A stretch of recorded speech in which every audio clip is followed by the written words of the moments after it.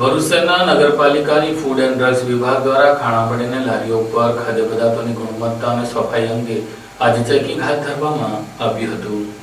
ભરૂચ નગરપાલિકા તેમજ food and drugs વિભાગ દ્વારા આજરોજ શહેરના શક્તિનાથ વિસ્તારમાં ચેકિંગ હાથ ધરવામાં આવ્યું હતું। શહેરના રસ્તાઓ પર ખાણાપીણાની દુકાનો તેમજ લારીઓ પર અધિકારીઓ અને કર્મચારીઓ દ્વારા ચેકિંગ કરાયું હતું। ખાણાપીણાની લારીઓ પર સાફ સફાઈ રાખવામાં આવે છે કે કેમ, કચરાનો વ્યવસ્થિત નિકાલ તેમજ ખાદ્ય પદાર્થોની ગુણવત્તા સહિતની ચીજ વસ્તુનું ચેકિંગ હાથ ધરવામાં આવ્યું હતું અને જરૂર જણાય તો સૂચના પણ આપવામાં આવી હતી। કેટલીક વખત ખાણાપીણાના લારીઓ પર અખાદ્ય ચીજ વસ્તુનું વેચાણ થતું હોય છે, જેના કારણે લોકોનું આરોગ્ય જોખમમાં મુકાતું હોય છે। ત્યારે નગર સેવા સદન અને ફૂડ એન્ડ ડ્રગ્સ વિભાગ દ્વારા ચેકિંગ કરવામાં આવી હતી। આ પ્રક્રિયા દરમિયાન નગર સેવા સદનના chief officer Haresh Agarwal, food officer Nikita Patel, HB Rathwa તેમજ કર્મચારીઓ જોડાયા હતા। તેની વિગત ચીફ ઓફિસર હરેશ અગ્રવાલ દ્વારા આપવામાં આવી હતી।